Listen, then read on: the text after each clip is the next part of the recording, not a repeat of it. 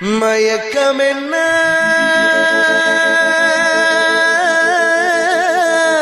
தேர் போலே ஒரு பொன்னூஞ்சல் அதில் தேவதை போலே நீயாட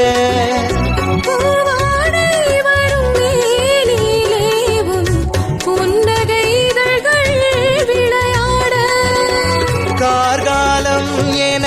விரிந்த கூந்தல் கண்ணத்தின் மீதே கோலமிட கைவளையும்